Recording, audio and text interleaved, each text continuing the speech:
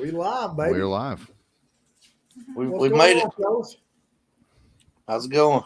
Good afternoon, guys. We got Brian Snipes on the show tonight. Brian's the tournament director of the Southeastern Catfish Club Trail. And I've fished a few of his tournaments, hadn't done that well, but the Southeastern, I think, is one of the best tournaments out there. Wouldn't you say, Brian? What's your favorite tournament trail out there? Well, I'm kind of partial to Southeastern, of course. But, what's your second favorite? Stop it. man, I hate this. I really can't pick one because all my buddies run other trails. I'd be in trouble. Have you ever traveled like a long distance to get in a tournament? Like where's the Ice Bowl at? I've always heard people talk about the Ice Bowl. We fished the Ice Bowl one time years ago, and we used to fish Cabela's tournaments. The Ice Bowl is a fun one, though. You know, it's not a real serious tournament. I think it's just like a one fish weigh-in, so it ain't. It's more just catch that monster. Yeah, but I heard that it was kind of like a giant coffee can tournament.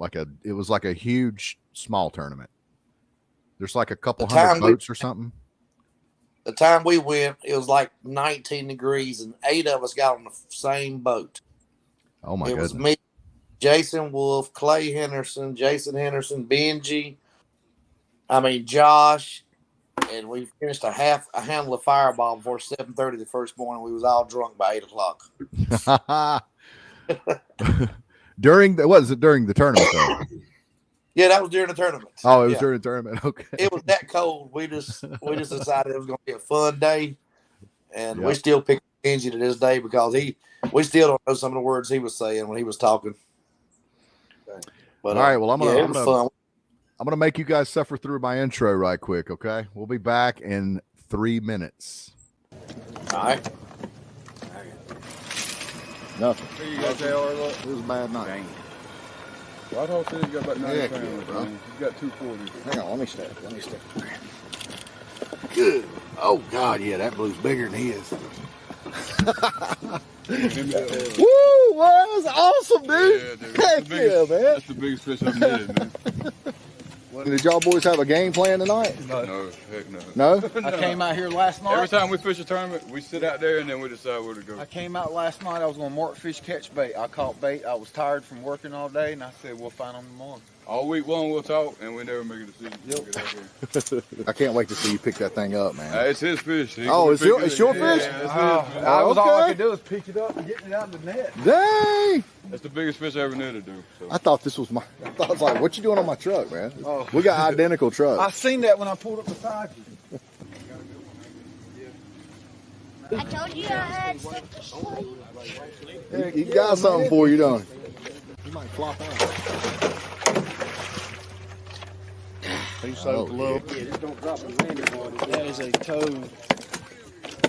57, I'm gonna guess. I was saying 55. 57.12. New BB. That is a new personal best and a new club.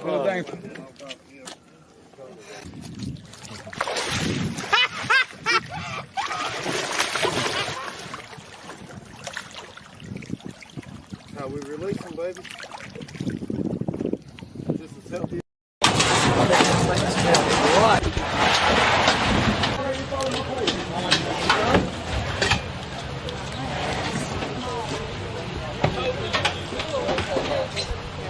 We welcome everybody, biggest thing, get you a good live well and come on, have fun. We have a good crowd. Good guys. The good thing about our group of guys is if they need any kind of help, there's always some good guidance around, as far as fishing tips, all that good stuff. So we welcome everybody to come, We're a good tournament trail. We've been growing for the last 2 years, and we're trying to expand it out a little more. So if anybody wants to come out and fish with us, y'all come on out. Give us a call. Check us out on Facebook. Thank you, Brian.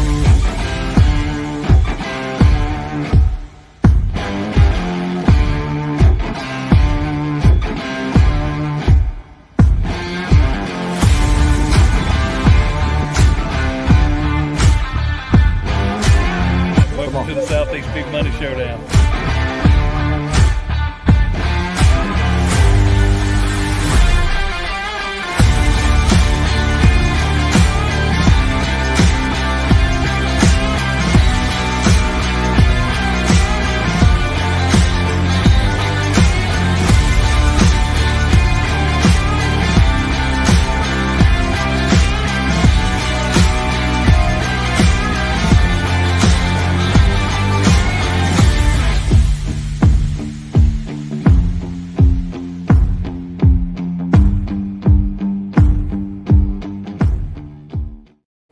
gotta love catfish. They're so big. They're like the biggest fish around here, man. Like, you got your bass fishermen, the bass fishing is huge. That industry is huge. Don't get me wrong. It's awesome and everything, but those guys are catching, on average 2-3 pound fish. I mean, we're catching fish. We're using their fish for bait.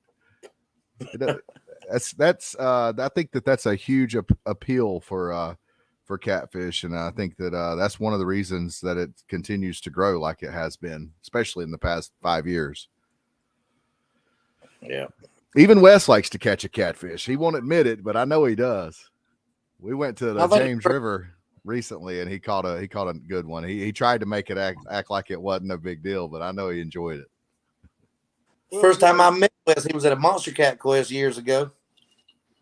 You're the second person I've heard that from. Someone else, the first time they met Wes was at a catfish tournament. About that, but yeah, we was in Santee Cooper. Yeah. Yeah. Okay, I know who it was. It was the tournament director that directed the Big Money Showdown. He said no, it was a guy that did the one at Santee, and they changed names of it. What was his name? The guy that had the Hurricane Anchors. What was his name? Chris Gaines. Yeah, Chris Gaines, and it was called was it the Monster Quest then? It was the Monster Cat Quest then, yeah. Monster Cat Quest, yeah. Yeah. Well, yeah, I'll tell you, the way I met Brian, there's a cat named Michael Shannon, and Michael put a picture of his boat up, and then he said, this is before, and then he was showing pictures all along of enclosure being built. And I was like, and I forgot what kind of boat that was. It looked like a Starcraft, but it wouldn't. I forgot what kind of boat. Was it a Starcraft? No, I think it's a Starcraft. Yeah, I think Michael has a Starcraft. Well, anyway, so he kept putting these pictures up. And when they finally got it done, I said, shit, I got to have one of them. So, and he had Brian tagged in it. So, I called Brian and never spoke to him before. Well, I didn't remember, meeting him. And I told him, what I had a 24-foot Sea Art, and I, showed him the way the boat was designed and everything. And he said, bring it over here. He said, we'll make something happen. So I took it over at Brian's house, and I told him, I said, I'm not in a big rush for it, but, it won't take like 5 or 6 months. He said, I don't know what I'm going to run into, but he said, I don't see it taking that long because I just work on it, after work every day and in between whatever. So needless to say, I think it wouldn't quite, maybe 2 months, Brian. I can't remember Wes. Well, he was sending me pictures, of how he was cutting it out, and kind of everything. He kept me informed the whole time. And I didn't even realize just how good a fucking job he did until I got there to pick it up. And I remember I walked inside of it and I was looking at the glass and the way he had it bolted down, and then he told me, he said, Wes, and he said, the reason I bolted it was so just in case you ever decide to sell the boat, or you want to do something different, you can take the bolts off and it's not permanently mounted. There's Michael holding the fish. Mm-hmm. So anyway, and then I think Brian gave me the number to another guy it's called the Slick Stitch. Slick Stitch, yeah, from Clover. So I took it over to Clover about a week later, dropped it off that morning, and went back and picked it up about 2:00. He made me a drop down curtain in the back, zipped up on both sides, canvas and isinglass. One of the best prices I've ever had. I think he charged me like $350 and did it in 6 hours. That was just, and that was just an amazing. And I kind of wish I still had that boat.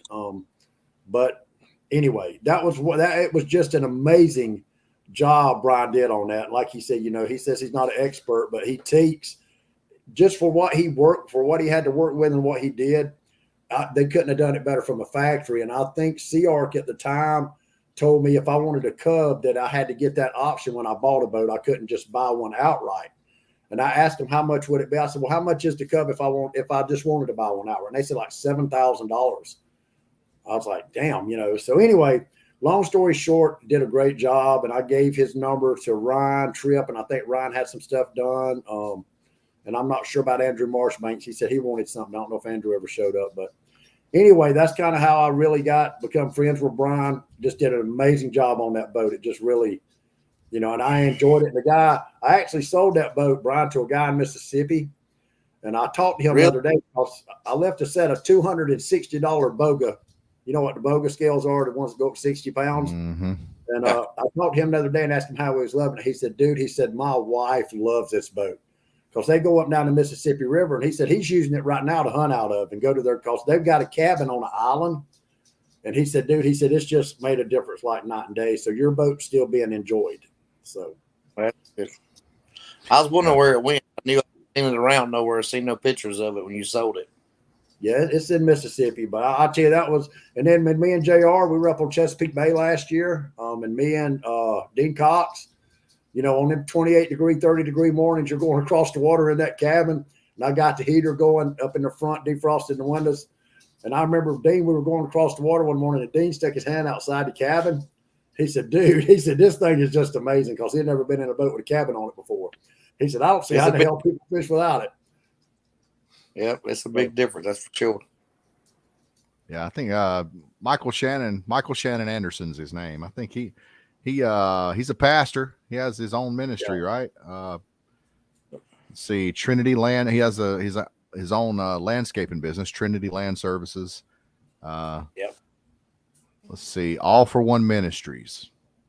Yeah, and he's the lead pastor at All for One Church. Great guy, good Christian guy. He just started opened a new church last Sunday, maybe. They started a brand new church. He opened a lot bigger place. That's awesome. Yeah, I watch him from time to time. You know what I noticed about Michael? I thought was pretty cool. Every tournament he was in, he always prayed. He always did a prayer before the tournament. He'd go live and do a prayer, and I thought that was pretty awesome. Can you see the comments, Brian? I can read some of them. I got my wife, so I can't see them on my phone. I'm looking. I just now started looking at them. Jeff Peel's on here, and I tell you, I called Jeff. Jeff called me. You know, I had tagged you in the post that you were building a cabin for me, and I remember Jeff called me. He said, "Listen," he said, "Brian Snipes." He said, "Brian Snipes is kind of like you." He said, "He don't put up with a bunch of shit. He don't run his mouth a lot." He said, "Brian straight up," and he said, "You probably couldn't have got a better person to do any kind of fab work for you." So that made me feel good. Jeff Peel put you on that pedal. Yeah, stuff Brian tries to be modest about it, but yeah. I've seen several of the boats he's done. They're awesome. He converts the boat into a completely different boat. It's a luxury to fish on one of his enclosures. It's nice. It's awesome. It's like it's like taking a pile of cow shit and turning it into a pile of gold. I mean, it was really amazing, dude. I mean, a lot of people that actually got on my boat, they were just in awe by that cabin, the way it was designed. And, you know, I mean, it was just, and then do you remember, Brian, you had to do a little special alteration because the way my gas cap was. Oh, yeah. You actually had to take it and turn it opposite. And then you left me that gap up front. So you said, instead of drilling holes up here, if water comes over the front, we're going to leave it raised about 1 inch on the corner so that water can come down through the cabin and drain out. You don't have to drill no holes in your hole. Right. Yeah. So Brian, the Southeastern, how did it get started? Well, I guess our part's mainly Josh. You know, me and Josh, we took it over about, I think it's been 5-6 years ago, but I'd met Josh at a tournament a couple years prior to that, and at the time it was a couple guys running, you know, worked with me, Jeff and Marty, and Jeff worked with me, and I think he just had a grandbaby or something, and they was ready to get out of it, and so basically we had nowhere to fish at, no tournament trail to fish at, and Josh come to me, and Josh is like, "Let's take it over," and I'm like, "Man, I don't want no part of running no catfish trail." I mean, but you know, looking back now, I'm glad I did. I guess Josh is probably the main reason, though, you know, why we got into it, just so we'd have somewhere to fish. And me and Josh, I don't know how many people here know Josh, but me and him, you know, we're two totally opposite on a lot of things. But I think that's one reason why we run so well, you know, with me and him. He kind of handles one part of it, and I do a part of it. And I know a lot of his is behind the scenes, but he probably does more. Seems like he's got a lot of the administrative duties. He does. He handles all that, you know, dealing with a bunch of that stuff. And even on tournament day, he does all the money calculating, got it all in him. He takes care of all that part. So I'm just like the face of it. But I guess that's what got us. And, you know, Josh was real keen on starting it. And here we are 5 or 6 years later, still going strong. Now, what's y'all's average turnout, Brian, on a tournament average? I'm thinking last year it was like, the average might have been close to 70 last year. We had a bunch of last year. It's hurt us a little bit this year because it's hurt us a little bit on the watery, the water levels and all that. But I'm thinking we averaged around 70 last year, 65 to 70 boats. And how many tournaments do y'all do a year? We did do 9. We dropped it back to 8. We don't do the summer months. We take off June, July, August, and September. River Hogs started a trail. There's a trail called River Hogs. They kind of stepped in and took over those months, didn't they? Yeah, they did it. And the reason we quit, we did this when we first started this. We did they call it like a slimy summer night tournaments. We did, but just we'll start off with, it's real dangerous at night. When we got to a certain size of boats, you start taking 50, 60 boats at night, and it's dark, and you got your pleasure boats out. It's kind of difficult. Plus, keeping the fish alive in that summertime. A lot of people's got nice live wells, but we still got a lot of people to come to us that, just don't have the big live wells or the big boats like some people. So we just decided to get away from the summertime fishing, just tough on the fish and all. Yeah. Michael Hanks said, me and Michael Hanks went, we were stopper fishing on Russell shortly after you built me that cabin. And I remember I think it was like 25 degrees that morning. 23, 25, and Michael Hanks just said, yeah, that cabin is awesome. It was like 23 degrees, and me and Michael Hanks had our short sleeve shirts on inside the cabin. We'd go out, we'd put a coat on, go out, check the rods, get back in the boat, sit down on the cooler there in the enclosure with the heat on, and flops, and I could get used to this. Yeah. I'll tell you something else, and Brian Snipes, Brian is one of the few people, and I've said this about very few people on Facebook. I've never heard Brian say nothing bad about nobody. He don't badmouth people. And everybody that I know has the utmost respect for him. And that's really hard to say right now, especially on Facebook. So I appreciate that. I try to keep especially on social media, running the club. And, I got a side to being, all my friends, and most of y'all know it. But, when you're doing – you got a club. I tell people, I got a lot of friends like y'all involved. But there's a lot of people I don't know well that's getting into it. Just got kids and husband and wives come, and so we try to, I try to keep a good standard on social media with, far as that. Even though they ain't friends with the club, they might know me through it. So, I try to watch out what I do and say, just, being a face. You got different people coming. Just. I've kind of realized that recently. I never really thought Facebook would have that much of an influence on things like businesses, like things like tournaments, for example. So I've kind of always just treated Facebook like a locker room. I get on Facebook and misbehave all the time. And recently I've been thinking, when coming at it from from your perspective, being a tournament director, you would welcome big sponsors, if they were to reach out and say, hey, we want to sponsor your trail or whatever. You would love that. So, those guys, I think that a lot of the big sponsors are probably on Facebook. They're probably on there a lot more than people like me realize they are. And if they start seeing a bunch of guys misbehaving, they're probably not going to want any part of that. So. Well, there used to be this thing years ago, and I used to be the world's worst at it.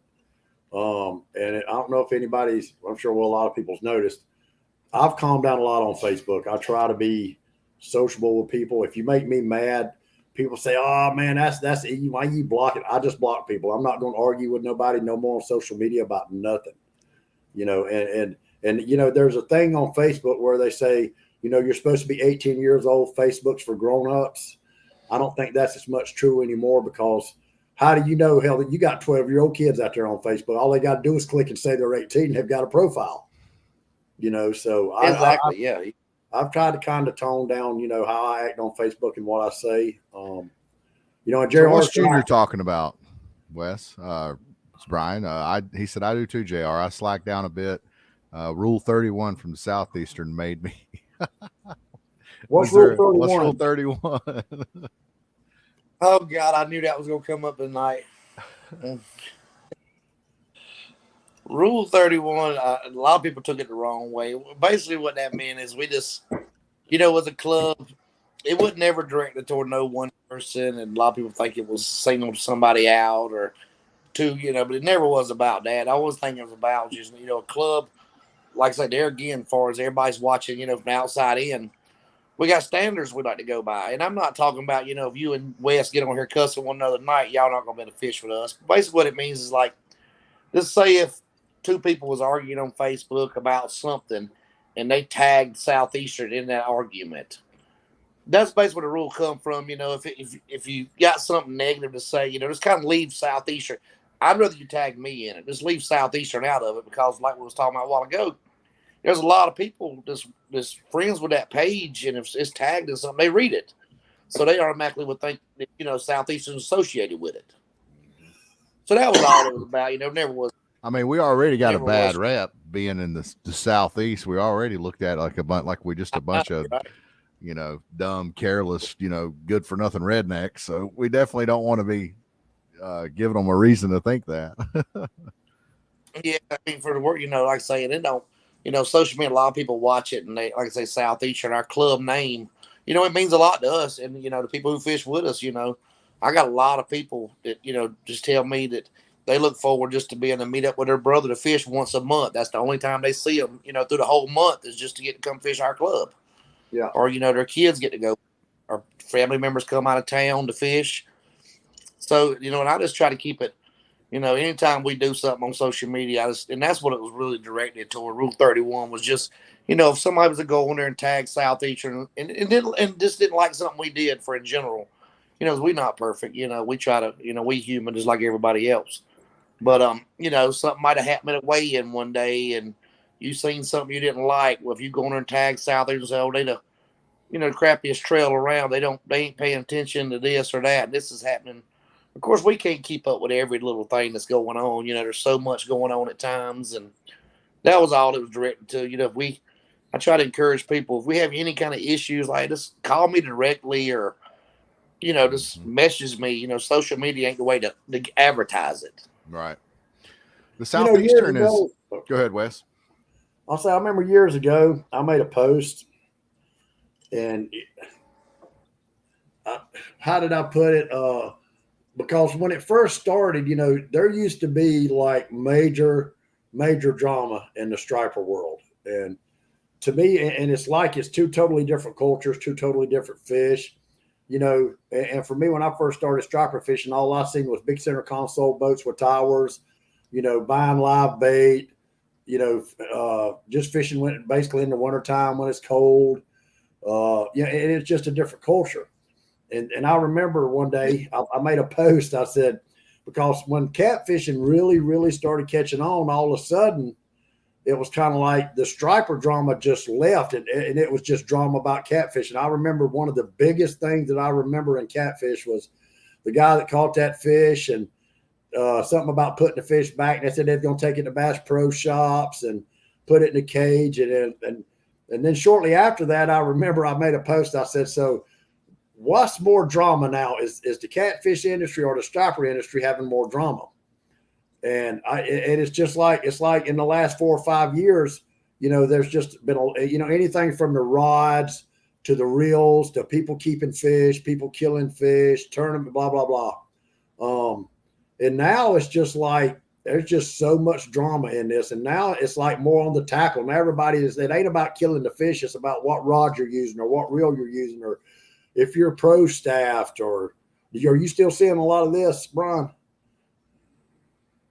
Yeah, I do. And, not all drama's bad. I think some drama's good for, advertisement. Myself, it's just, certain, people know when they cross the line as far as drama, what crosses it. But, I enjoy seeing a good cat fight on Facebook every now and then. A couple of guys give one of the hard by, I'm going to outfish you this weekend, Yeah, stuff like there's that. a lot of different ways you can look at it. Yeah, but there's still a lot. There's a lot of negative drama, but that's always going to be around. We're never going, with social media and guys being guys there, and most men are bullheaded too. You can't tell one what to do. I'm guilty of it, but there's still a lot of it out there, and like I say, there's bad drama and good drama. I think, Yeah. Well, like JR said one time, I guess we're all to a certain point, you know, we want to beat our chest and say, hey, I've got the bigger fish, or I caught more fish than you, or, you know, and that's, I guess that's why I always like to put pictures on. People used to say, you know, because I used to be bad about going live. You know, people used to talk shit about that. Used to. Yeah. You still like be I going tell them, live? hey, you know, I don't go live nowhere near like I used to. Yeah, not as much as you used to. Yeah. That's just because well, it's because you're an offshore fisherman now. You don't got no signal out there. Yeah. That's why you can't go live. But you know, like I tell people, you know, a lot of people like it. You know, you say we live, baby. And that was kind of like to be a, you know, and a lot of people like it. And people used to say, me, is that all you do? Well, look, if you don't want to see me go live, why are you watching it? How do you even know I'm going live? You know, that's right. So I just figured out about Facebook. If there's garbage on there I don't want to see, I'll block people, or I don't watch that page. I mean, there's so many ways to get around utilizing Facebook the way you want to use it and don't have to put up with the garbage. And it's called the block button. I learned how to use it last year, and I don't know if you've noticed, I'm a whole lot different on Facebook than what I used to be. People don't make me mad no more. If you make me mad, just like you said, I'm gonna call you. I'm not going to argue you on Facebook. Let's argue at a boat ramp. Wes is going to call you instantly. Well, I scared the shit out of JR about 2 months ago in a Bojangles. Yeah, we were in there, and some boys was using some language in there, and Wes said, "You think I ought to say something to them?" I said, "No." And he's like, he's sitting there. And I was sitting there eating my chicken tenders, and I looked up, and Wes was gone. And I look over, and he's over there giving those boys the what for, and I just knew we was going to be fighting, and I was like, "Oh my goodness!" JR said, "Them pretty big boys." I said, "You got my back. You good?" But know what happened, Brian? A young lady that works at Bojangles come out there to eat her supper while she was on break, and every word out of these guys' mouth, and it wasn't where you could just barely hear it. They were just loud. You know, everything was SOB or MF or GD, and it was just. And I just got up. I said, "Look, man." I said, y'all see this young lady over here? I said, she don't want to hear this. Every word out of y'all's mouth's cussing. I said, would y'all do that around your mama or around your daughter? She don't want to hear it. I said, well, I don't want to hear it, really. I said, I'm eating my supper. Oh, when he's telling the story, it's way nicer than what it was in real life. Trust me. I can imagine. But it's just respect. I mean, you know, and they undoubtedly had never been raised with none of it. I don't know. But I knew JR had my back, so it really didn't matter. Yeah, I mean, JR used to be a boxer or something, didn't it? Box? Yeah. I did, yeah. Ain't JR like a boxer? I went pro, 3-1. He might not be bad. He might not be bad when he get in something with. He might have you back for real with. Yeah, these were some big boys though. They were a lot younger than us too. So it wouldn't have been good. I had a pistol in the truck. If I'd have did anything, I'd gotten in my truck. Yeah. All right. Well, let's get off that. It seems like the catfish industry is extremely fashionable now. You know, used to, when you thought catfishing, you thought like Walmart rods and chicken livers. I still do. Now, well, man, we're using 150-pound braid, 10-ounce sinkers, 100-pound mono leaders, 10-aught hooks. Big pin reels and big rods. We're definitely a long ways from the chicken liver days. I mean, but what's funny to me is like everybody's like all about being cool now. Everybody's got the nice boats, all their rods match. It's so fashionable now. It's yep. I personally like changed that. A lot. So what would it's what changed would a lot be your, over the last. Go ahead, Brian. It's changed a lot over the years, though. As far as that, I remember when I started, I had just a regular old little John boat, small 16 foot. We fished off of for years. It's definitely changed a lot over the years. Yep.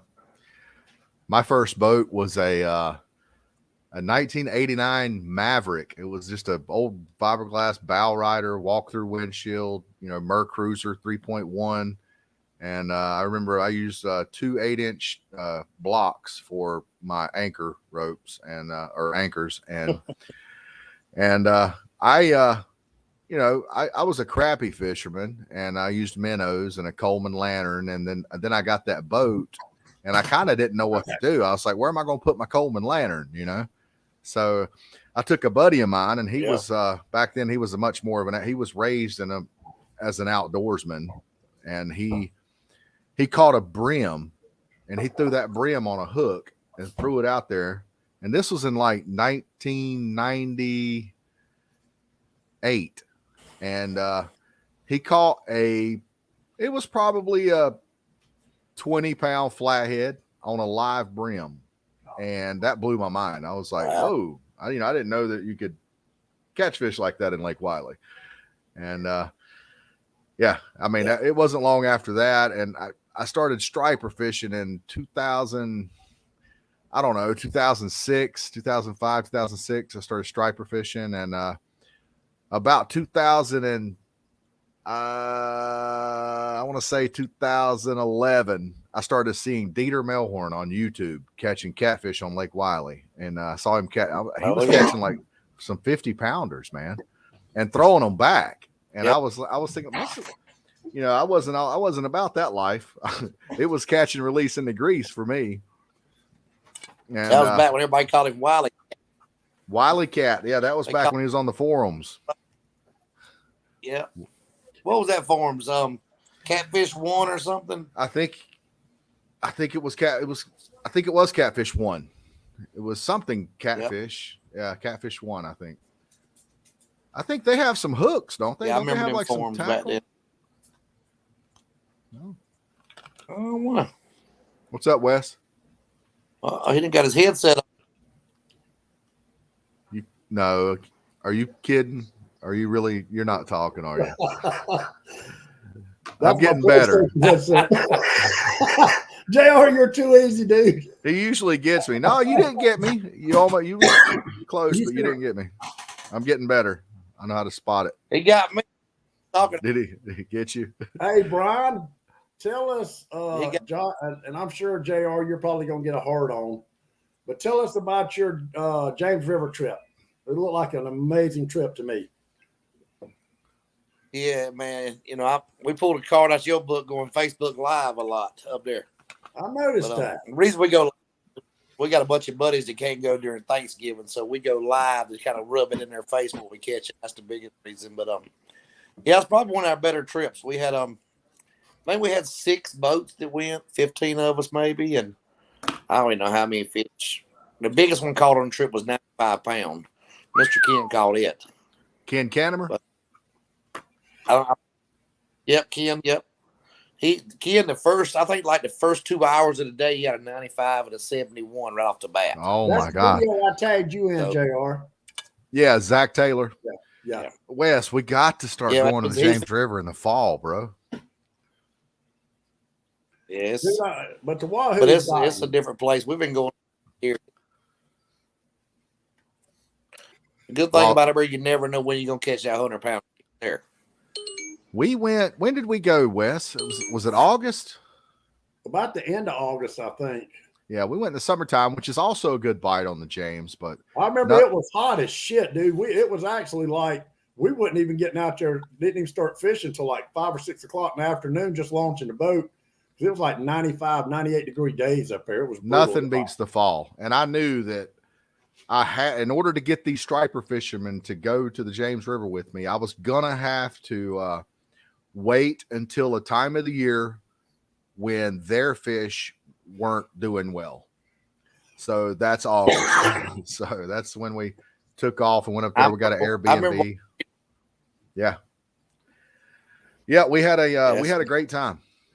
We caught some JR, decent fish. They put in right there at the bridge where we did at that marina. Jordan Point. Yeah. Yep. You was kind of cutting out there for a second, Brian. I don't know. I didn't hear what you said. No, I was agreeing. That's where we did put in Jordan Point, right there where y'all was. Yeah. Now, how long did y'all stay, Brian?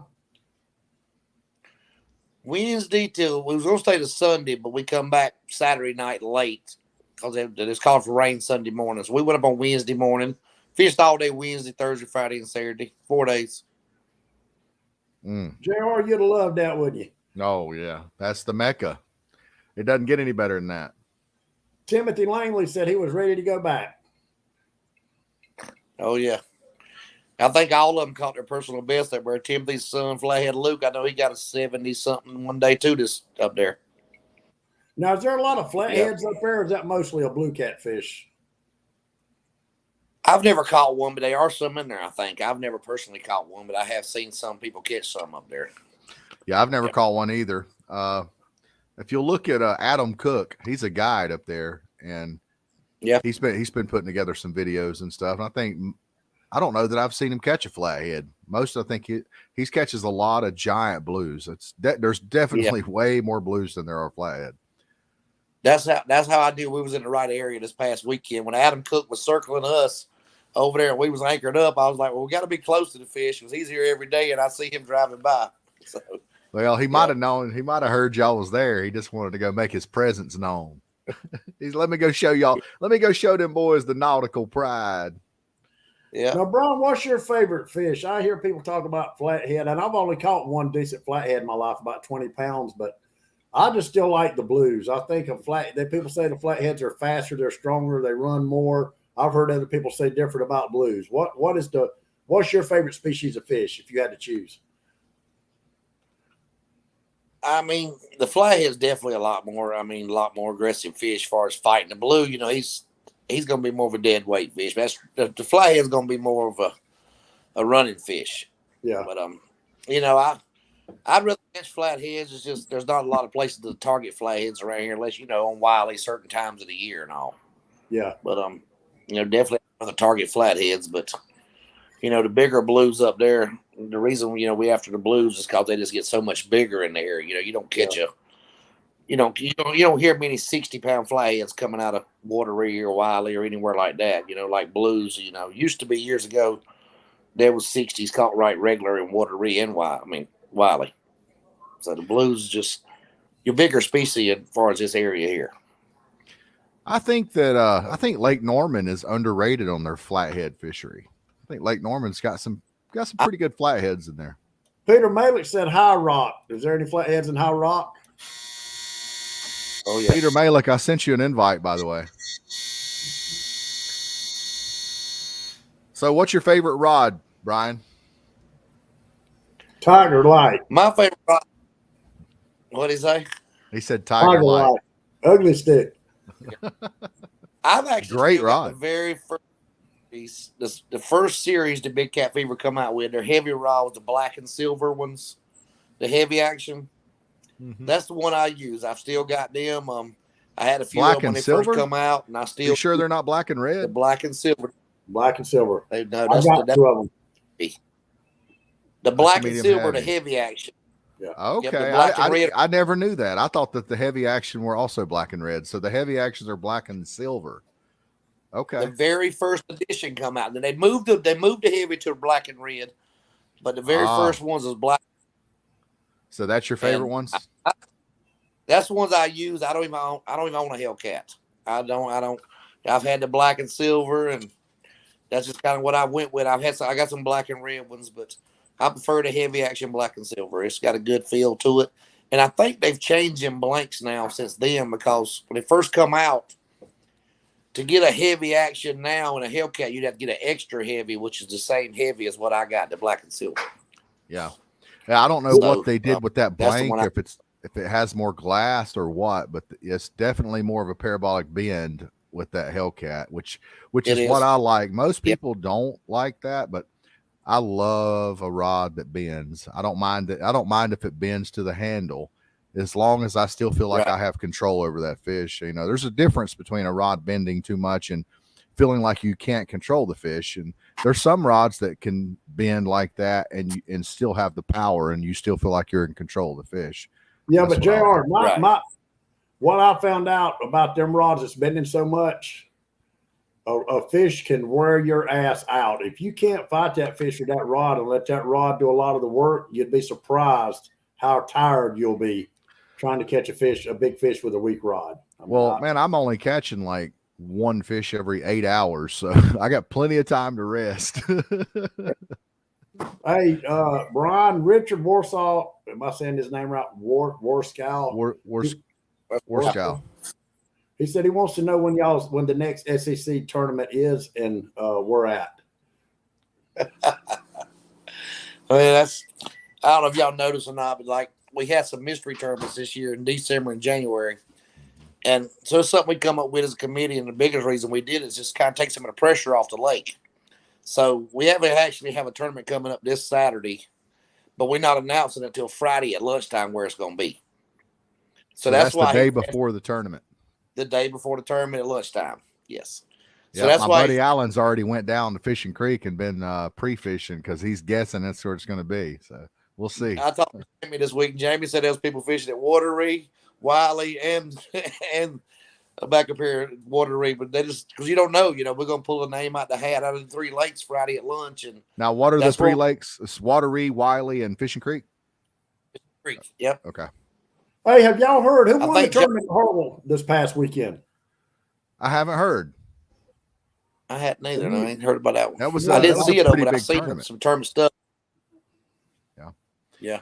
Now, the thing about Fishing Creek is you pretty much are forced to go pre-fish or at least go, try to learn the lake because there's no navionics for that lake. I tried to look that up on navionics. There's no contours. There's no nothing. So, yes. Totally just a reservoir there, and it's totally different. If you go in there blind, you're definitely at a disadvantage.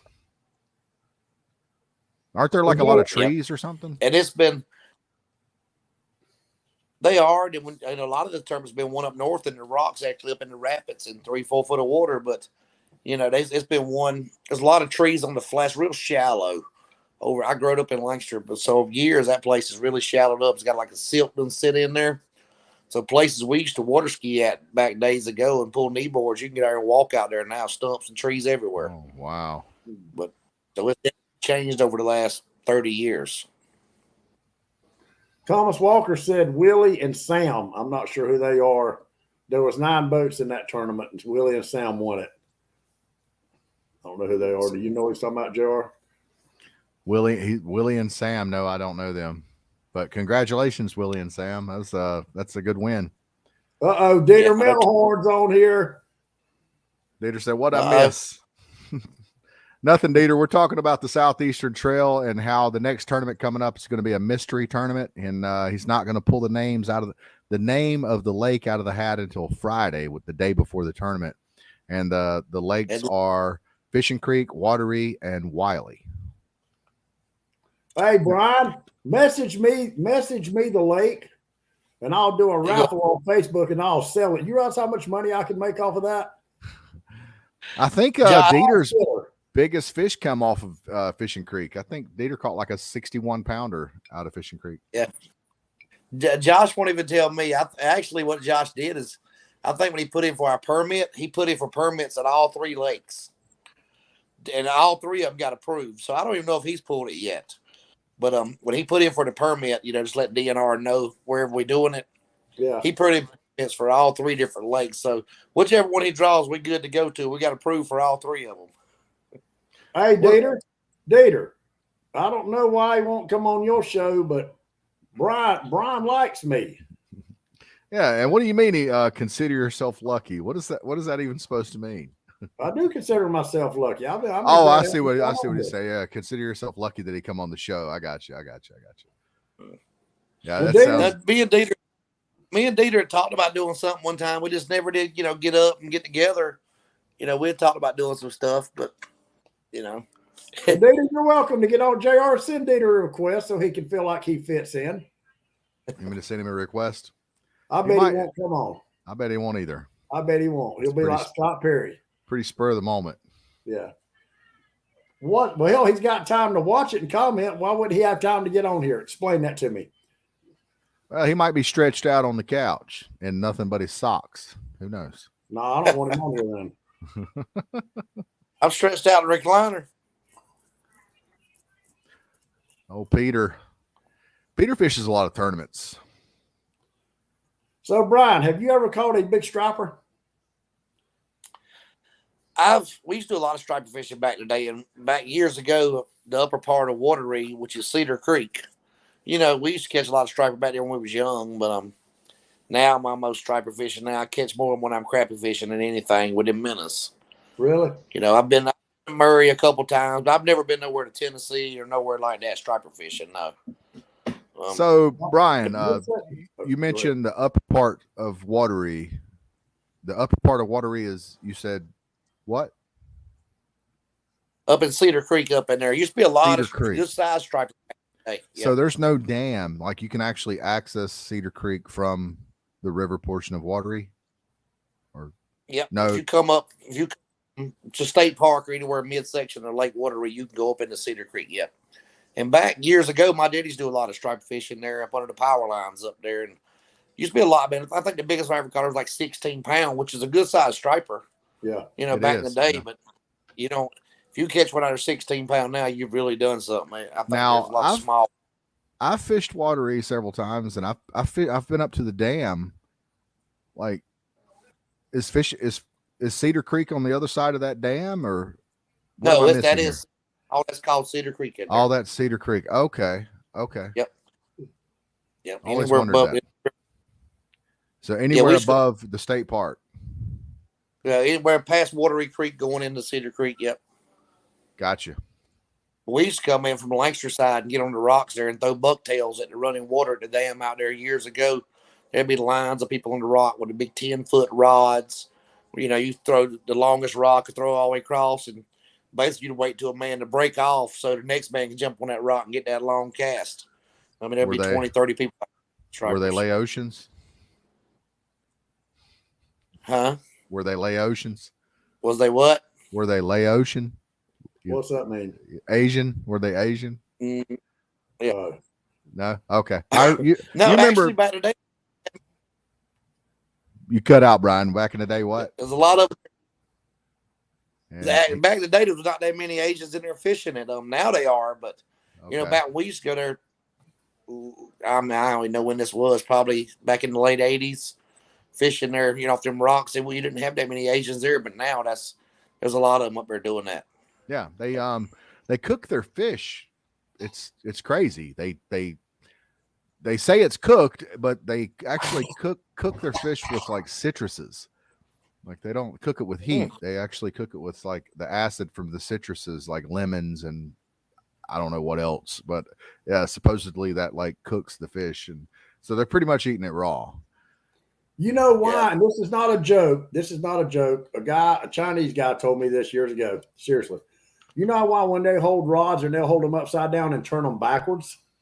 Uh-huh. Why? This is not a joke. Because everything in Asia, Japan, Korea, seriously, everything is counterclockwise. Just like if you flush a toilet over there, everything is going to go from left to right. You understand what I'm saying? Everything is backwards. And just their culture and what they're raised, they're used to everything actually being in a reverse direction to what we're like when we wind this way.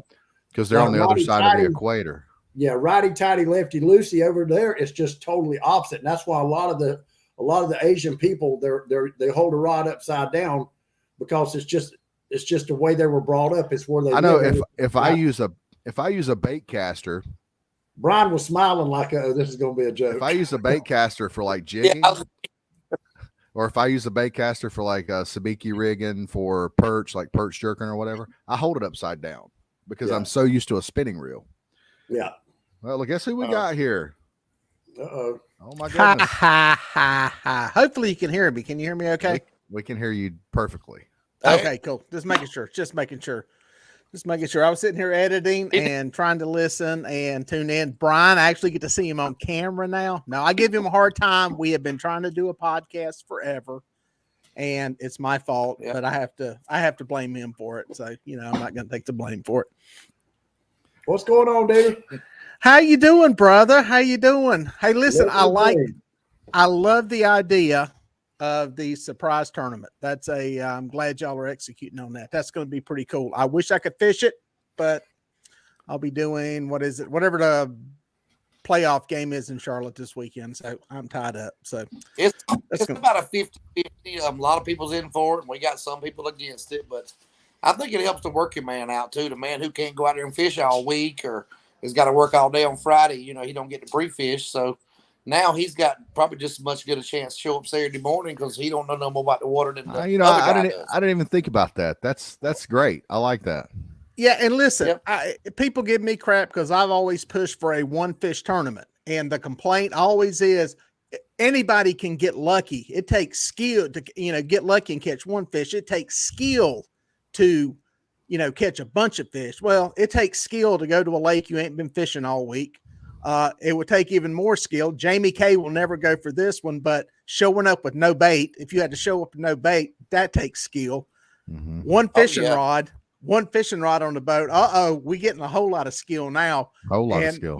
So show up without any electronics. And so I take it you must love the ice bowl then. I like the ice bowl. I think the ice bowl is a great tournament. And when you see, those of y'all that have been there, it's an amazing tournament to get as many people to show up as they get to show up for as little money as exchanges hands up there to win it.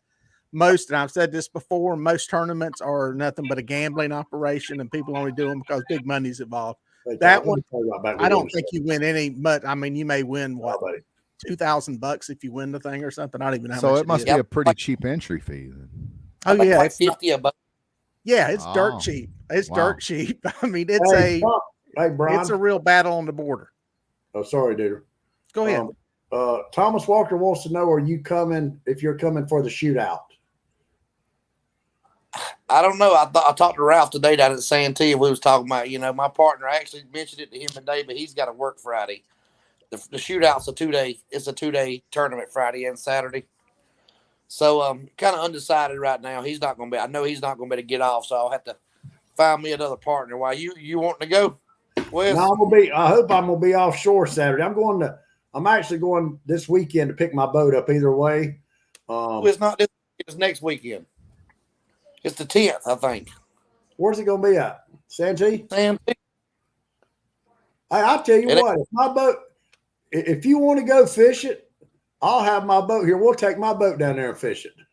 It's straight up gambling. There's $500 entry fee. Yeah, I'm gonna be the video guy on that one. I'm looking at the calendar here. Is that the weekend of the 9th, 10th? I think it is. Unless Dieter wants to go. If Dieter wants to go, I'll step back. What's the dates, Brian? I think it's like the 9th. I think it's the second Friday and Saturday in December. Hold on a minute. The 9th, 10th. Yep. Yeah, I can do that because I'm not going to Chesapeake Bay till the 14th. Oh my goodness, y'all going to convert my striper buddy or my Wahoo buddy now to catfishing? This is gonna be awesome. No, I just like to go down there and fish it though. I ain't been to Santee probably in 7 or 8 years. Well, you're going to have to learn how to reverse troll with drift socks and your gas motor. And what is it? That's so weird. What are they doing? I reverse troll. I reverse troll in Tennessee all the time in 8 and 10 mile an hour current. What do you mean I need to learn how to reverse troll? Man, you might actually absolutely murder them down in Santee then. What are they doing down there, Dieter? I see those guys on the pontoon boats doing it all the time. What the guys on Santee, they fish off the front of their boat. So they're basically drifting, I guess you could call it backwards. The motor is the forward part of the boat. So they're gas trolling with a drift sock backwards with most of basically spider rig on the front of their boat. Yeah, because most of them don't even have trolling motors on those boats. That whole world down there is very dependent on drifting. I mean, so let me ask you this: are they doing that? I mean, do they not know about like Minn Kotas and motor guides? I mean, are they? Yes, they do. But when you think about those big pontoons, the fishable area of them is on the front of them. I mean, you've got basically a big patio out there. And if you got a bunch of people on a guide trip, you can put them up there in the front. When you start spinning it, then if you're going to put a trolling motor on it, it would almost have to be in the back where your big motor is, which presents a whole nother set of problems. I've seen them put trolling motors in the very center, right there at the door where the door opens. You could do that if you were going forward. It would present an awkward trolling deal trying to push the boat from the back with the trolling motor. So, I mean, you can spin the boat all the way around. I meant fish from off on the back front. of it. Right. On the front, the door on the front. Right. Pull it from the front, but then you're stuck to fishing off the back. But why not just fish off the back? Why not just troll like a normal person? Why not just troll normally? When you control drift, JR, you can control your speed. The current don't control your speed. You can leave bait. Okay, so that's what it is.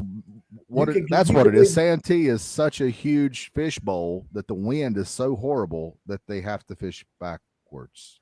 because of wind. Well, the boat will take a lot more beat when you're doing it backwards, lad. You got the nose of the front. The waves always hit the front of the boat, so that's going to help you a lot. Santee can get real rough. Yeah. Yep. Anytime you get into big water, especially like Santee, Wheeler, any of those places, a lot less sea arcs would sink if they would put the bow into the wind so that you're riding up and down. my Too many people try fishing off the back. I like of those how things. seriously he And sold it's, that. I mean, it's speaking the truth. There's no argument there. There's no jokes about it.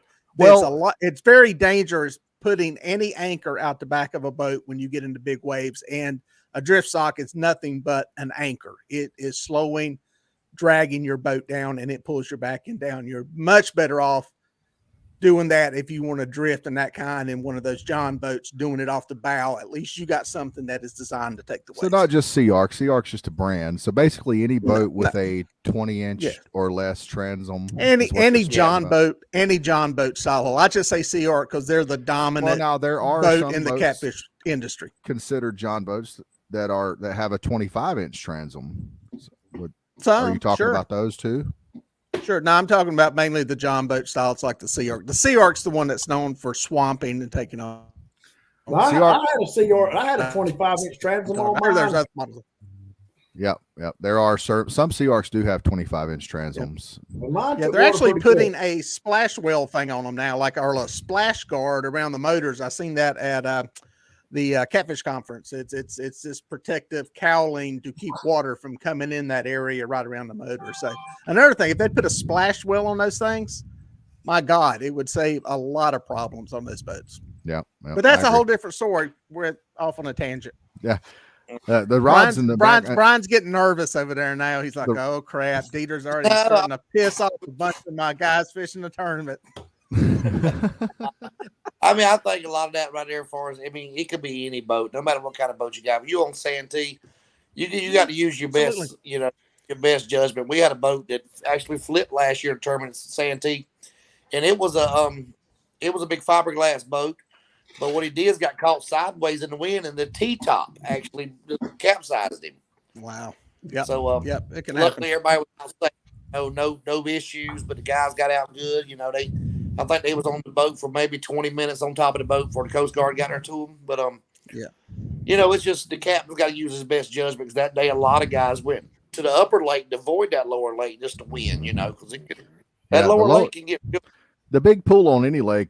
Any big lake like Marion and Moultrie are combined for 144,000 acres, and Lake Murray, for example, is only 35,000 acres. But the big pool down there it can get very dangerous. I was out there one time in some wind, and it was some 4 to 6 footers, and I was about bow dipping in a 17.5 foot fiberglass boat, and I was scared for my life. So I mean really any boat. I mean, I don't really have to worry about that in my boat because I got a huge, the freeboard on my boat is ridiculous.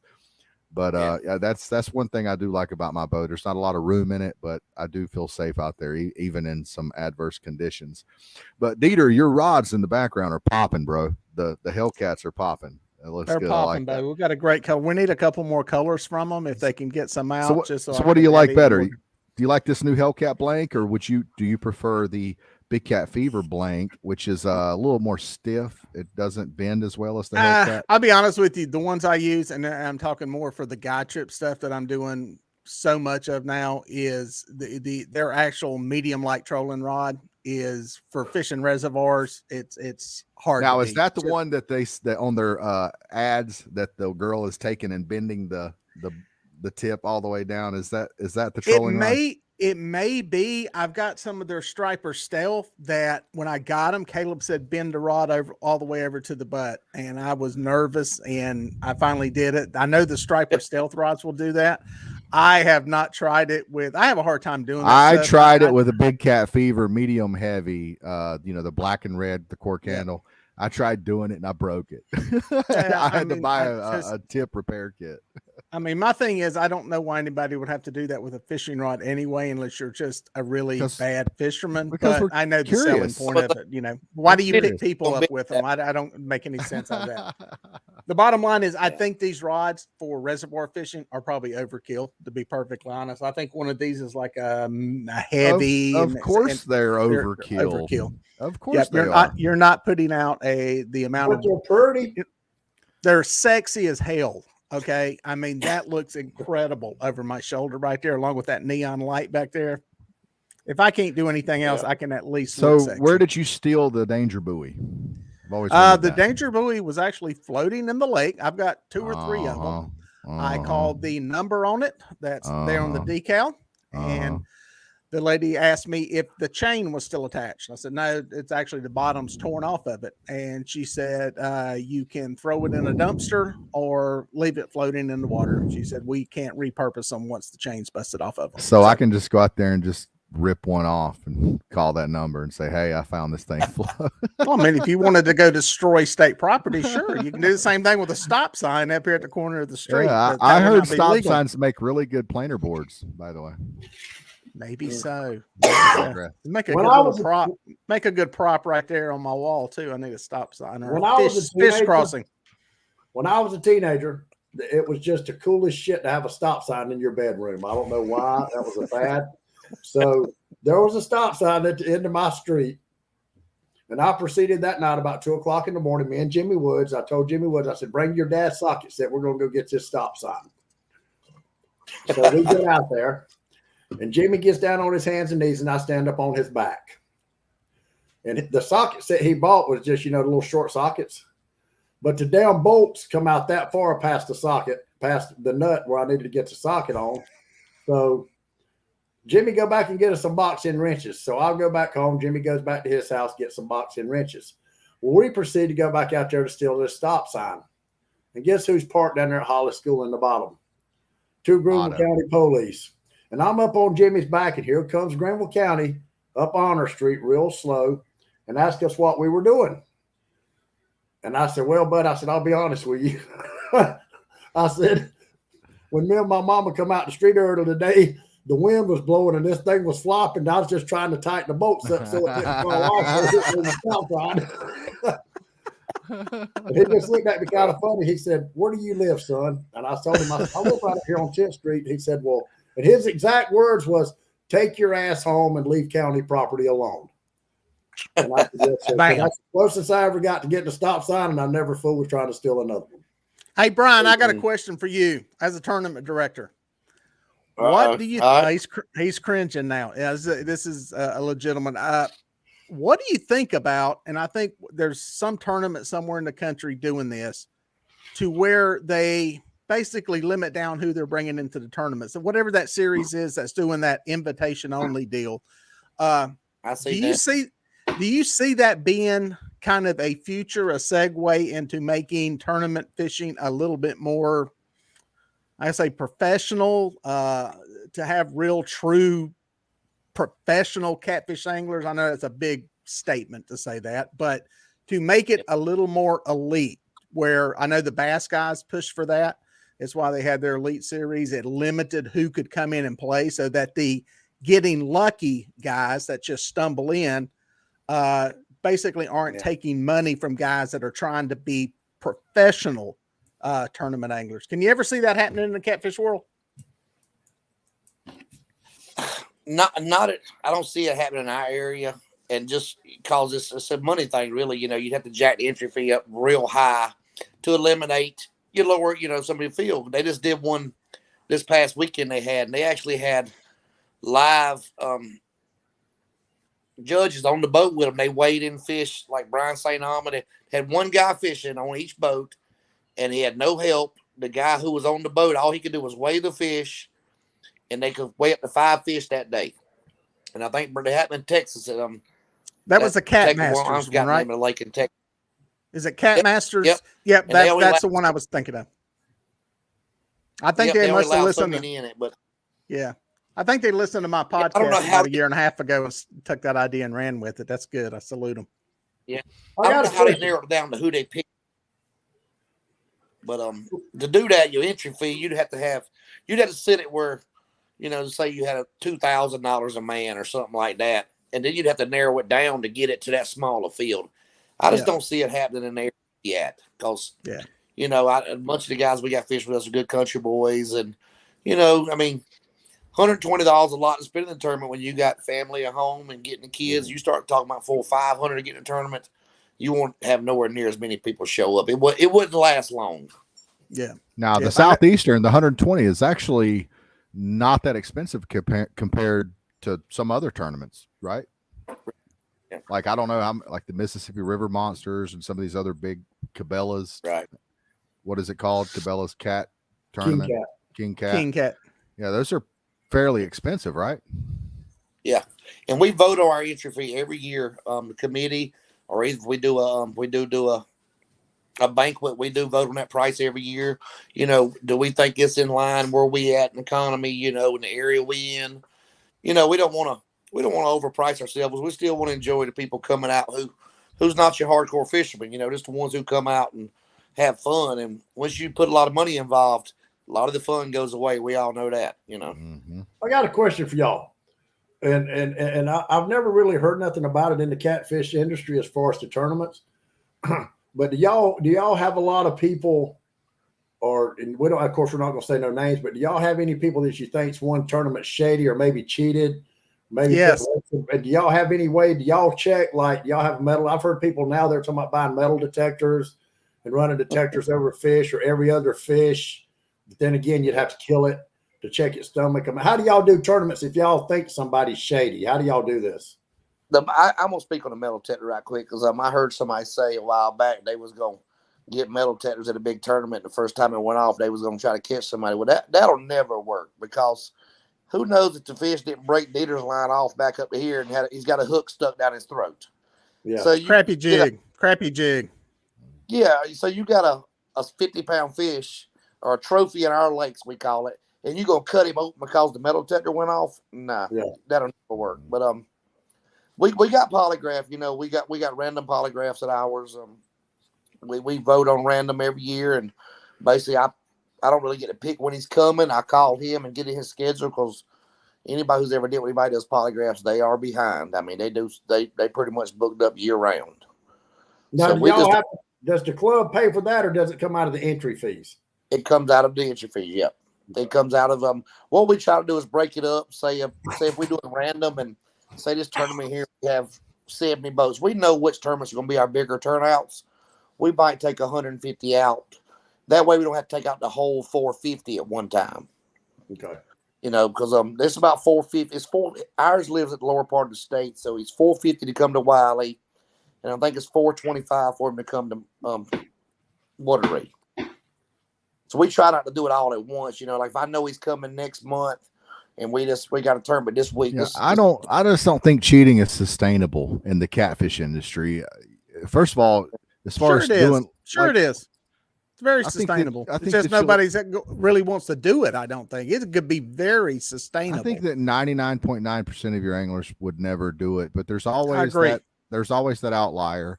And if someone does happen to cheat in a tournament, it's probably not going to be someone that's a regular, someone that's doing it every time. And if they are doing it every time, they're eventually going to get caught.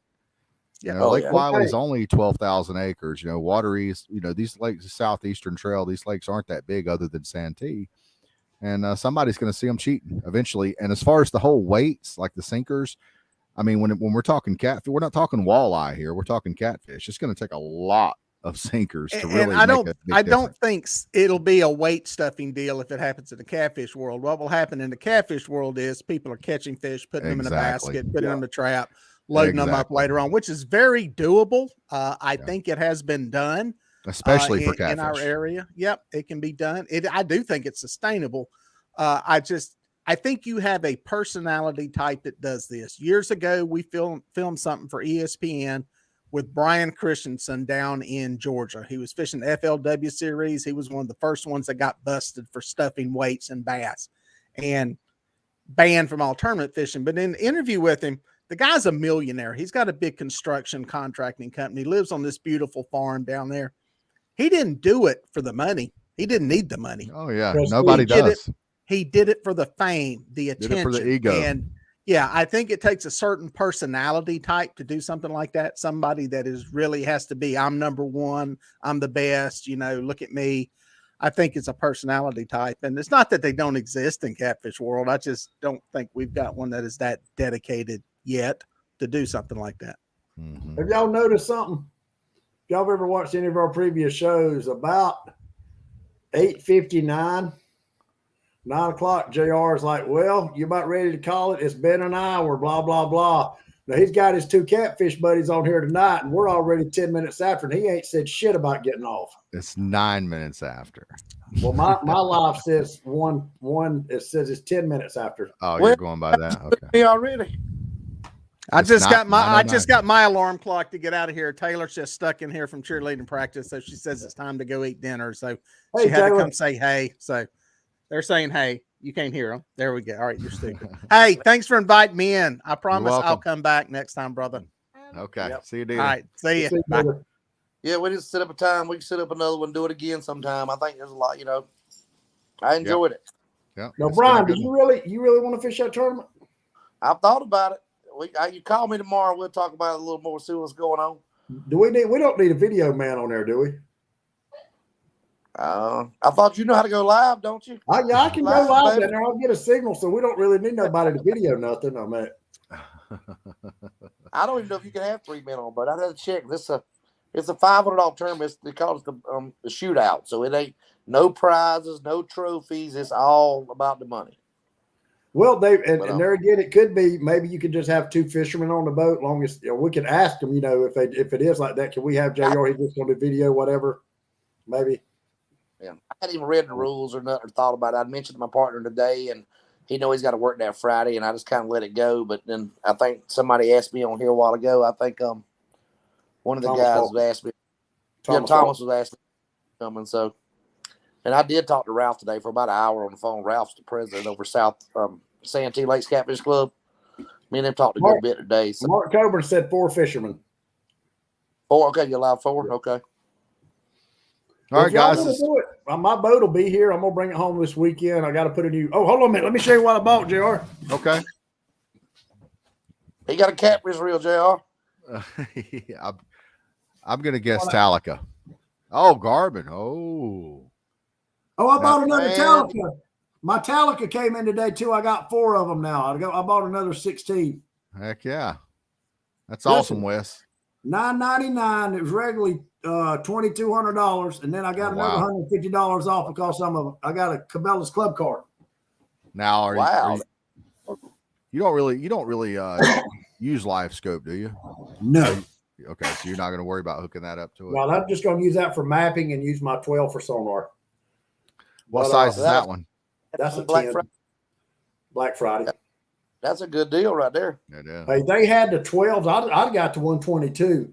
They had 312, the 120 SVs opened at 5 o'clock. Cabela's there in Greenville, and they were gone by 8:30. They were gone. 300 of them gone.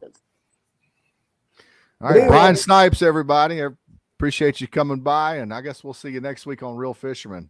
You got anything else to say, Wes? Yeah, give me a holler. All right, we'll try to make that happen. Good night, Wes. Good night, Brian. Good night. Y'all have a good one.